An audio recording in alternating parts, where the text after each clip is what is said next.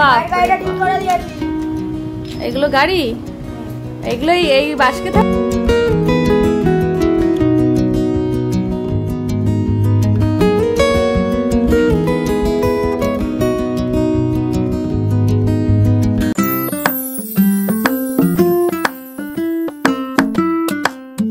নমস্কার বন্ধুরা, নতুন একটি ব্লগে সবাইকে স্বাগত। আশা করি সবাই খুব ভালো আছো, আমিও বেশ ভালো আছি, বা আমরা বেশ ভালো আছি। আজকের দিনটা কিন্তু এই নতুন একটা জায়গা থেকে শুরু করছি। এটা কোথায় বলো তো? আমার বোনের বাড়ি। মনে আছে এর আগেও হয়তো পদ্ম ফুল দেখিয়েছিলাম, এই দেখো আজকেও দেখাচ্ছি। ওই পদ্ম গাছে একটা পদ্ম মানে এখনো কলি হয়ে আছে, ফুল ফোটেনি। এদিকে বৃষ্টি হচ্ছে, মানে আজ হচ্ছে বিশ্বকর্মা পুজোর আগের দিন। ওদের বাড়িতে বিশ্বকর্মা পুজো হয়, তাই আগের দিন আমরা একটু পৌঁছে গেছিলাম, একটু কাজ ছিল।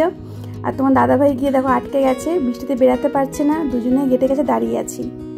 কিন্তু কি করা যাবে বলো, হঠাৎ করে এমন একটা ওয়েদার চেঞ্জ হয়ে গেল, ও তো ডিউটির জন্য বেরাতে পারছে না। তো চলো, ডিউটি যখন যেতে পারছে না, তাই ঘরে একটু বসা যাক। আর দিকে দেখো ঘরে কি হচ্ছে, আজকে দুই ভাই এক জায়গায় হয়েছে। এখন বড় ভাই গান করছিল, ছোট ভাই এসে যোগদান দিয়েছে। পারে না, তবুও করতে হবে। এ ওকে শেখাচ্ছে, ও ওকে শেখাচ্ছে। দেখো, দেখেছো? আমি বলছি একটু ভালো করে ভিডিওটা, মানে ভালো করে ভিডিওটা করতে পারি, কিন্তু কে কার কথা শোনে? দুজনের একজনও কথা শোনে না। কিন্তু এদিকে খুব দেরি হয়ে যাচ্ছে, তাই তোমাদের দাদা ভাই আর না দাঁড়িয়ে এই বৃষ্টি মাথায় চললো ডিউটি।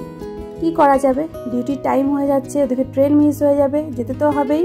তো ওকে আর আটকালাম না, বেরিয়ে যাক। বৃষ্টি কখন থামবে কোনো ঠিক নেই, আদৌ থামবে কিনা সেটাও ঠিক নেই। ওয়েদারের এখন কোনো ঠিক নেই, এখন রোদ তখন বৃষ্টি। তো যাক, ও আস্তে আস্তে বেরিয়ে যাক, এখন একটু হালকা আছে বৃষ্টিতে।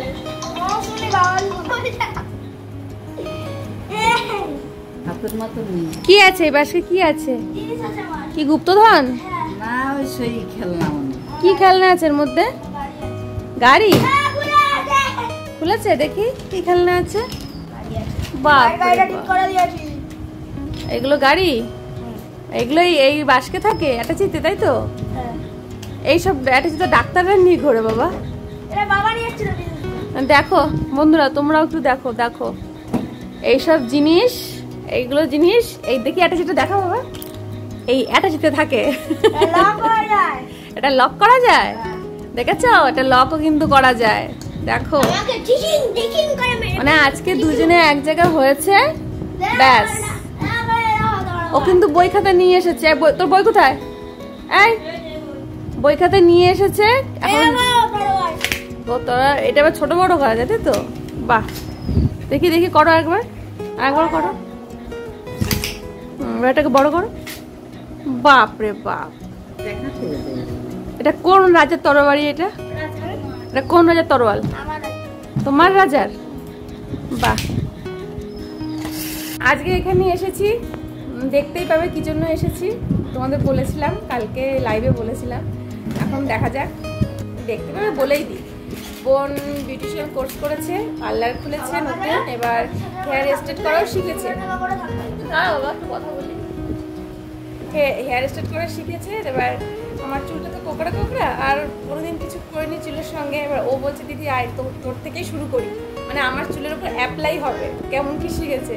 তো চলো, অ্যাপ্লাইও হয়ে যাবে আর আমার চুলটা স্ট্রেট করাও হয়ে যাবে। সবাইকে দেখি করতে, নিজের তো একটু ইচ্ছা করে একটু একটু। তো সেই ইচ্ছেটা যে পূরণ করতে এসেছি, আমার ইচ্ছেটাও পূরণ হবে, বোনের ইচ্ছেটাও পূরণ হবে। তো এখনও বোনের বাড়িতেই রয়েছি, ওই বেরিয়েছে হট করে দরকারের জন্য। তো এখন আমি একা তো নেই, সঙ্গে দেখো এদের খুনসুটি চলছে, এদেরকে নিয়ে একটু সময় কাটাচ্ছি। এবার বোন এলেই আমরা ওর পার্লারে চলে যাব, আর ওর নতুন পার্লার তোমাদের সঙ্গে শেয়ার করব, গিয়ে দেখাবো কীরকম করেছে। তোমাদের তো অবশ্যই দেখে বলো কেমন হয়েছে। আর যদি একটু ধারে কাছে থেকে থাকো, আর যদি প্রয়োজন পড়ে অবশ্যই পার্লারে চলে আসতে পারো, ঠিক আছে? তো চলো, আর কেউ পার্লারে দেখা হবে। এই দেখো, আমরা চলে এসেছি বোনের পার্লারে। কন্ট্যাক্ট নাম্বার কিন্তু দিয়ে দিলাম, যার যার প্রয়োজন, যারা কাছে আসো অবশ্যই চলে এসো। নতুন খুলেছে, হ্যাঁ ওর হাতে ও কাজ করছে, অনেক দিন ধরেই কাজ করছে, বাট পার্লারটা নতুন খুলেছে। তাই এসে প্রথম সঙ্গে সেট করে নিচ্ছিল। আজকে হবে আমার উপরে অনেক কিছু অ্যাপ্লাই, মানে আজকে এসেছি চুল স্ট্রেট করতে। ওই বলেছিল দিদি তুই কারো কাছ থেকে করাস না, আমি শিখবো তখন তোকে আমি করে দেবো। তো চলো বোনেরও প্র্যাকটিস হয়ে যাবে, এদিকে আমার চুলটা স্ট্রেট হয়ে যাবে, এই জন্যই আজকে আসা। এখন বিকাল হয়েছে, তাই একটু পাল্লাটা একটু দেখে নাও, চারিদিকটা বেশ ভালো গুছিয়েছে। আর এই যে হচ্ছে আমার চুলের আগের অবস্থা, চুলটা না অনেকটা হালকা হয়ে গেছে। একসময় এত চুল ছিল যে কোনো ক্লিপ লাগাতে পারতাম না, এখন দেখছি কেমন হালকা হয়ে গেছে। তা দেখো অনেক কিছু করার পর অনেকটা সময় লাগে। এদিনকে 6টা থেকে শুরু করে রাত 12টা পর্যন্ত টাইম লেগেছিল।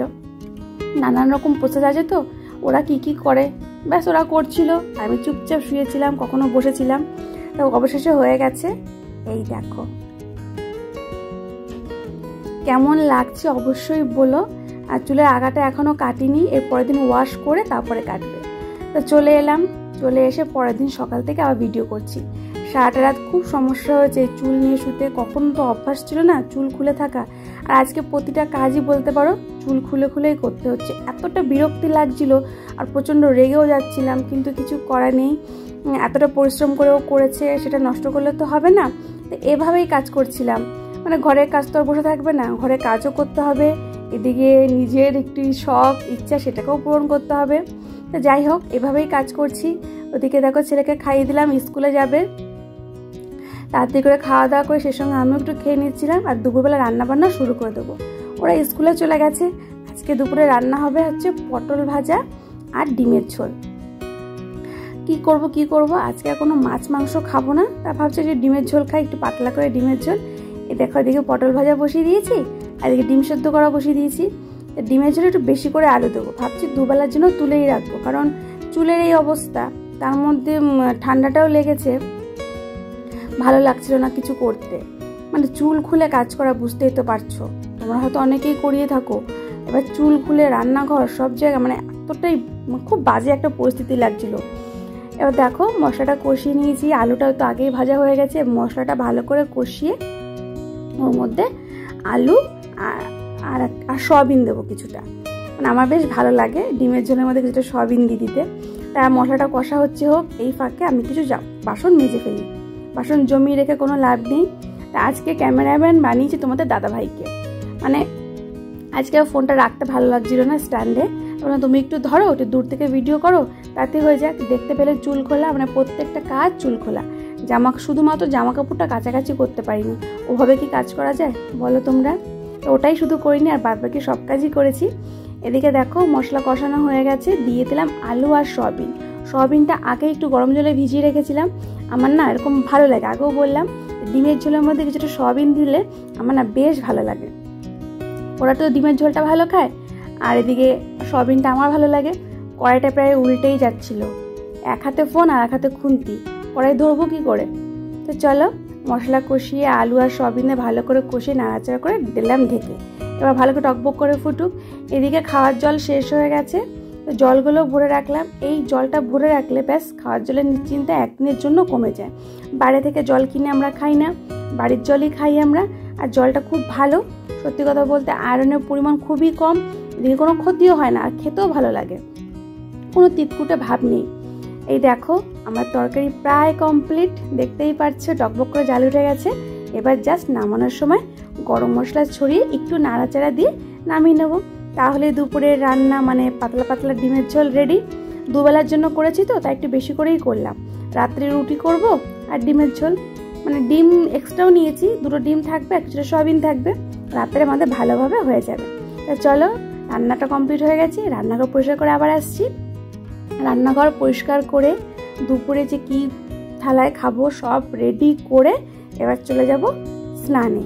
স্নানের পরে খাওয়া দাওয়া, ছেলে স্কুলে গেছে, ওকে স্কুল থেকে নিয়ে এসে একসঙ্গে খেতে বসে পড়বো।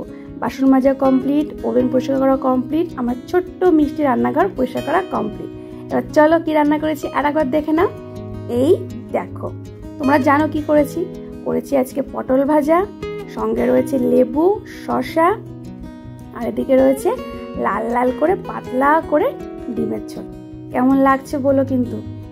তাহলে বন্ধুরা ভিডিওটা বেশি বড় করছি না, এই ছোট্ট একটা ভিডিও উপহার দিলাম, কেমন লাগলে জানিও। ভালো লাগলে লাইক, কমেন্ট, শেয়ার এবং সাবস্ক্রাইব করে আমার পাশে থেকো। বাই।